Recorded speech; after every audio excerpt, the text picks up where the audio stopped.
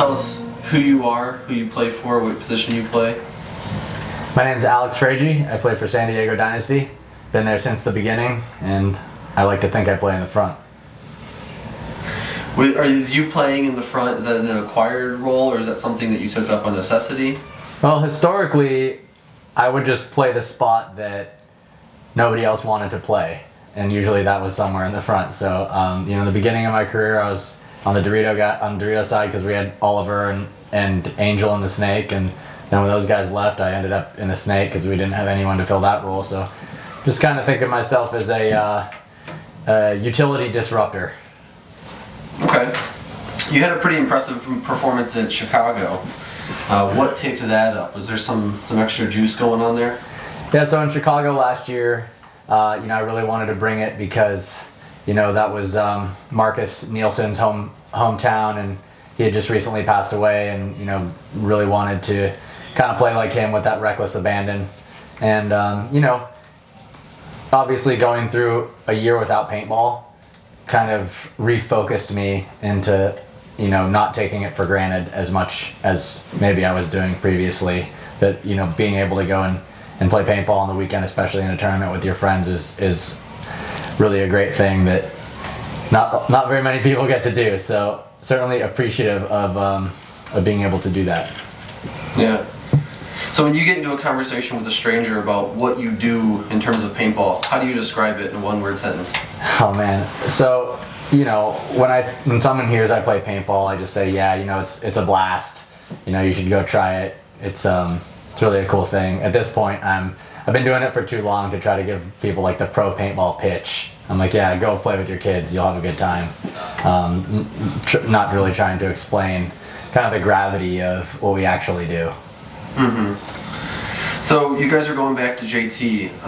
Before you went back to JT, did you have any like OG frames that were in storage that you're pulling out? Yeah, so all of my vintage paintball gear is JT gear. It's the only paintball gear I ever really paid for myself. My dad's old paintball gear is all JT gear. All my old gear is JT gear. So I've got a big collection of jerseys and stuff that, I've had since I started playing over 20 years ago.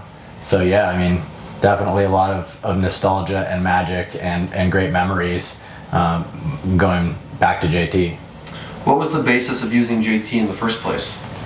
Well, when I first started using JT, it was everyone used it because it's the best, and it's still the best now. It's relatively the same product, at least for the goggles, and it's the best one. It's lightweight. You can breathe out of it. Your teammates can hear you talking. It's everything you want in a face protection. So, there's a reason that everyone back in that time used it. It's because it was the best one. It wasn't like there wasn't any competition. You had Scott, you had Dye, you had a bunch of these companies making goggles, but JT's still the best. Yeah. Much like JT, the Dynasty guys have had a pretty serious string of longevity that you guys have been playing. What does it feel like to be back in JT gear? Is it going to increase the dragon magic?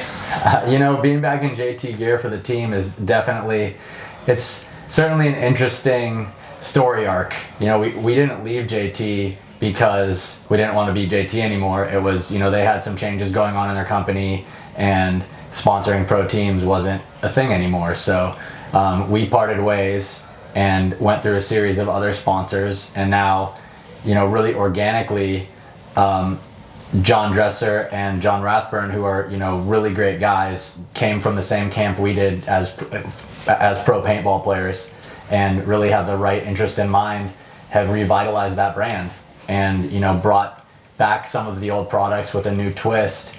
And I feel like it's a really kind of organic deal that we've made, where it was just easy and sort of meant to be. The guys want to wear the gear, and I've wanted to wear the gear since I stopped wearing the gear. So it's definitely nice, and certainly nice to have our team come full circle back to JT.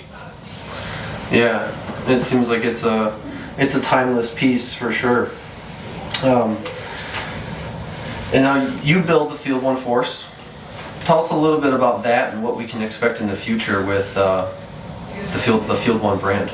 Yeah, so FieldOne is a project that me, Ryan, and Yosh and Eric Crandall started a few years ago. We absorbed Bob Long's company, who has a great history of making really wonderful paintball guns and innovating and making high level stuff.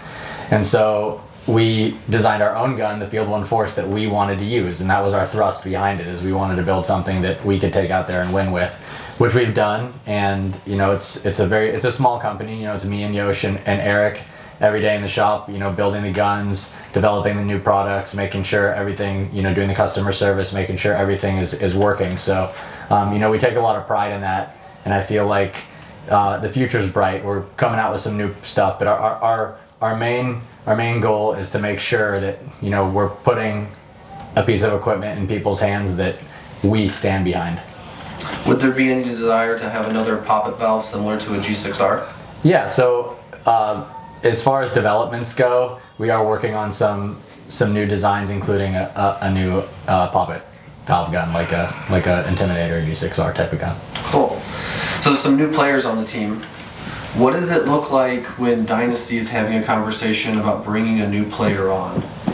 So historically, Dynasty doesn't really go after players. I mean, young guys sometimes, like a guy like Damian Vasquez or even Mike Urena, who really isn't an established pro.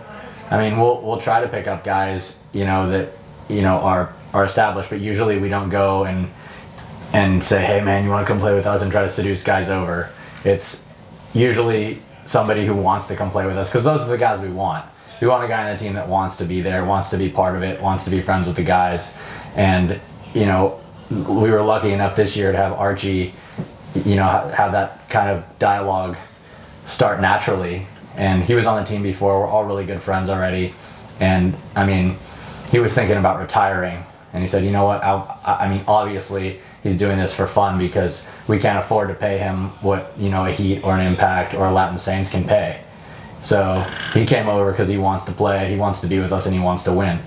So it's a huge pickup for us. And I'm super stoked going into this year, because we didn't lose anyone, and we picked up a high level guy, which we haven't done in a really long time. I can't remember the last time we actually got an elite player from another team. Most of our elite players weren't elite players, and then we turn them into elite players, and then they leave the team. So that's kind of our MO. So would you say you guys have a reputation of being poached then? Absolutely. I mean, I would say we do have a reputation of having players poached off our team. I mean, that's just something that I know we're susceptible to, and something that I'm okay with. I mean, if a guy wants to leave our team, we're like, hey man, you want to go get another deal someone's offering you, we want to help you get the best deal you can, and it's not worth losing a friendship over. So I mean, yeah, you can run down the list of guys who left our team for money, Dalton, Oliver, Mouse, Chad George, Archie. I mean, not all of them left for money, but they came through our camp in a meaningful way. Mm-hmm. I could probably write down a longer list if I thought about it. But yeah, there's a lot of great players that have been through our system. Tyler Harmon most recently. But yeah, I mean, just the nature of the beast. I'm not mad at those guys. It's just the way that it goes. Yeah. What was the most painful poach? Oh, I mean, after losing Oliver back in 2005 to the Ironmen on a 5-year deal, like that. I mean, nothing else has even come close to that. Like, Tyler's like, oh, I'm off the team. I'm like, yeah. Good luck to you. I mean, it was a valuable lesson, because I feel like, we didn't talk. Oliver and I didn't talk for like 3 years. And I learned that, losing a friendship isn't worth not playing on the same paintball team. It's just, it was a foolish move by both of us. And I feel like now, if a guy wants to be somewhere else, I want him to be somewhere else, and he can flourish over there. Very cool. Well, last question. What's your favorite Proflex build? My favorite Proflex build. Let's see. I mean, I'm personally like, I like just all black and simple. Definitely smoke lenses. I don't like the shiny lenses. I like the kind of just the classic smoke. Maybe olive green parts. I always like that olive green nose piece with the black face protection. I always like those kind of like steel blue ones, but I never had any. I just liked the way they looked. I don't think it was really my style. But yeah, I'm pretty much an all black, simple, smoke lenses, maybe the olive ones. Cool. Basic question, kind of give us a little backstory on the JT Iron Kids connection, maybe even plug your guys' like documentary you're doing and how JT ties into the history of that for us. Yeah, totally. And then we're cool. Yeah, so before Dynasty became a team, we knew a bunch of young guys all on different teams that couldn't really afford to play in the national tournaments together, so we started this team called the Iron Kids, and we just played in the Great Western Series, which was a West Coast tournament league. And it was a couple guys from other local teams that were all around our age and all friends with us, like Skinny Kevin BC from Southern California, Ryan and Oliver from Out of Control, and then me and Yosh and Angel from the team called the Diggers at the time. And so yeah, we got together and we had a couple guys guests from the Ironman, and we called ourselves the Iron Kids, and we pretty much dominated that West Coast Great Western Series, and we all wore JT stuff and by choice, not because we were sponsored. It's because we like that stuff, and we were just stoked to be wearing it and using it, and yeah, eventually it was that team that disbanded and then eventually came back together a few years later and became Dynasty. So for the most part, it was kind of a precursor to what became one of the greatest paintball teams ever, but all buying their own stuff, and that was JT stuff. So yeah, that's a cool thing, and definitely it's been nice to revisit a lot of those old stories and pictures and videos and things for this documentary that we're working on, that's hopefully going to be coming out in the later part of 2022 here, so keep your eyes open for that. Cool. Thank you for your time. All right. Well, thank you for your time. Cool. For doing this with us. All right.